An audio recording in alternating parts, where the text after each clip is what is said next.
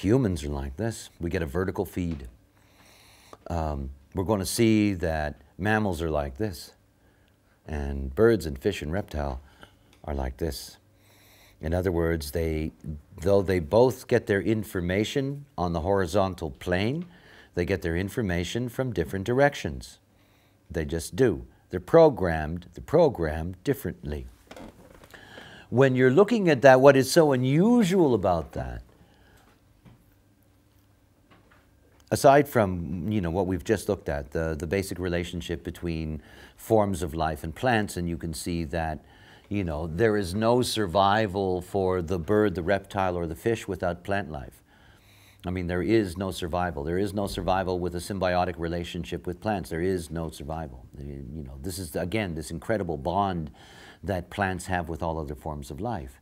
But what I find most fascinating about the bird and the fish and the reptile is the transspecial gate, because obviously we're about to find something very strange is about to happen with birds and fish and reptiles.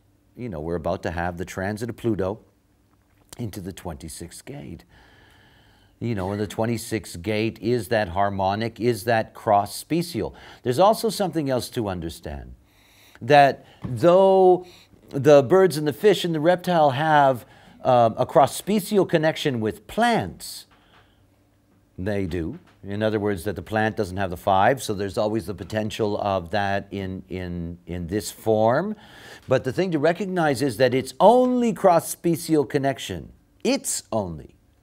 Not what it does to the plant, but a way in which it can truly connect with another form. It can only connect with us.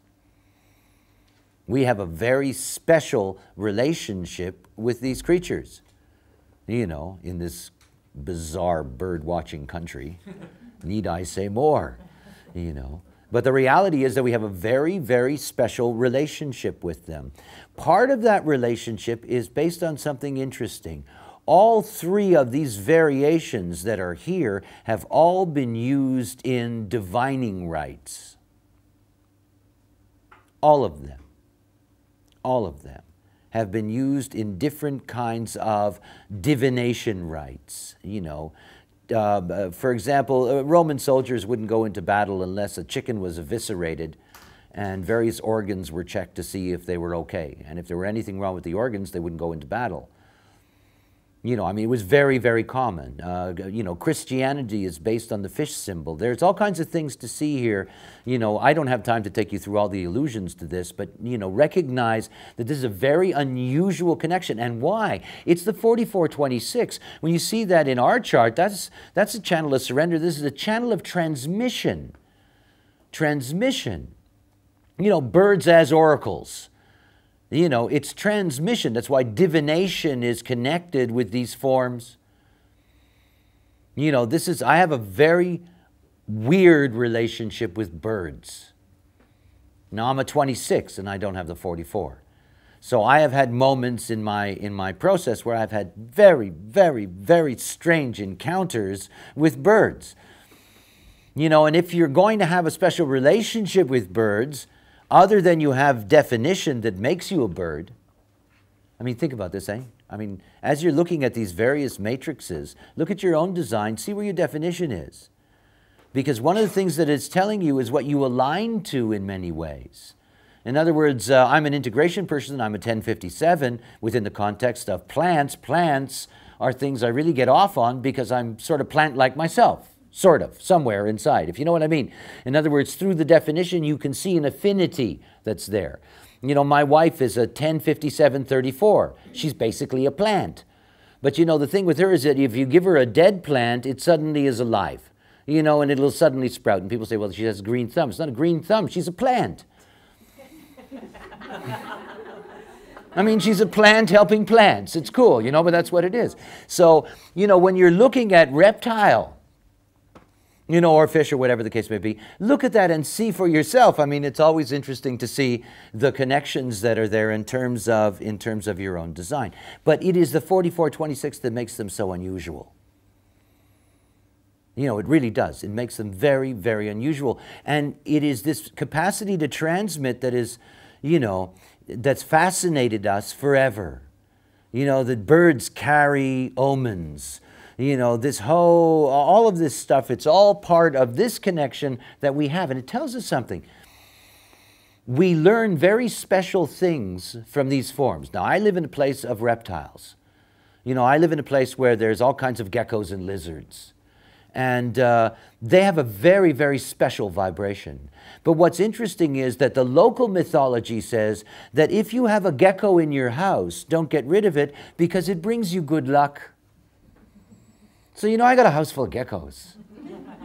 You know, they're very sweet, they don't bother you, but I mean, it's just an interesting thing. You know, you've got all these myths that come out of all of that. It's, you know, it's something that's very, very important to see about our relationship, because we don't normally see that relationship with that form in that way. We get a lot of messages. And it says something very important about the eating of fish. Huh?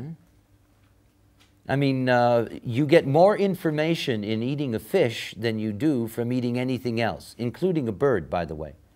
Because one of the main ways in which a fish transmits its information is as part of your diet.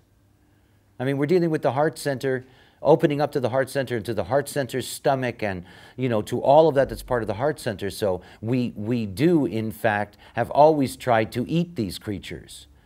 You know, anything human beings have a cross-special connection to, they eat.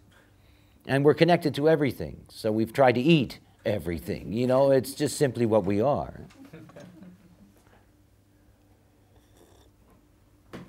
Like these, you know, they do taste like chicken. You know this joke, everything tastes like chicken? You don't know how to explain it and you say it tastes like chicken? It almost all tastes like chicken. It's the same form. It's the same, I mean, they're, anyway, I'm carried away.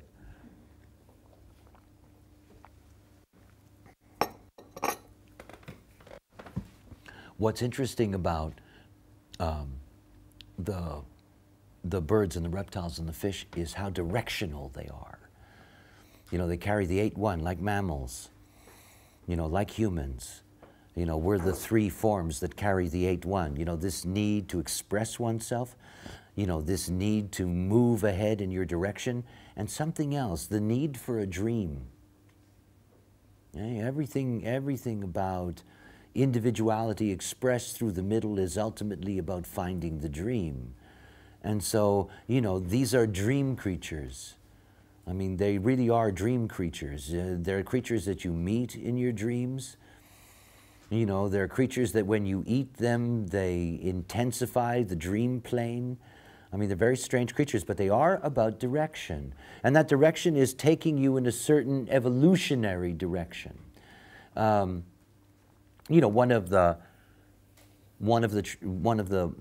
byproducts of overpopulation is the overharvesting of the seas. The reality is, and again, that's not a moral stance because I don't expect them to change that. That's not what's going to happen. People will die out before we have to worry about the fish dying out. It's just simply how important it is. And there are many societies in which the fish itself takes on a spiritual religious value. Not just simply in Christian societies, not just in the Catholic concept of fish on, you know, and it goes on and on and on and on. There's something very unusual about the information that we get in our relationship with these animals, and it's very difficult to have a relationship with them. We all know that.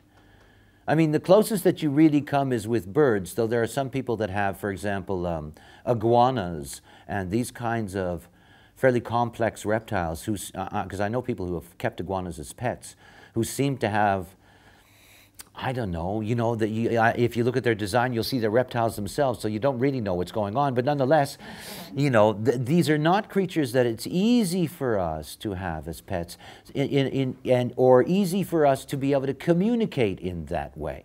You know, other than caging birds as an example. You know, you trap them and hope that you can have a relationship with them, which I don't think is very smart, but nonetheless. So one of the things about them is to understand how much information we get from them by taking them into our body. And probably the most important foods that we eat, you know, are the fish and the fowl that we put into our bodies. because it's, you know, the complexity of the mammal that we take into our bodies, you know, this is much more taxing on our system, the amount of information it deposits.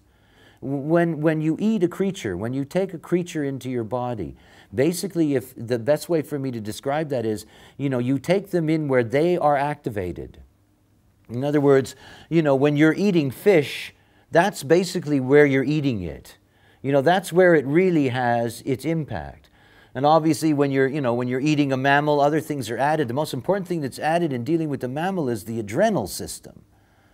You know, that's why they torture pigs, poor things, before they die, you know, to try to get the poison, you know, out of their system. You know, so one of the things about eating mammals is that we're always dealing with an impact on our adrenal system, and you don't get that when you're taking, you know, fowl or you're taking fish into your body. In other words, you're not going to have an adrenal effect. So, you know, these are things that are just, they become obvious the moment you just meditate on the images.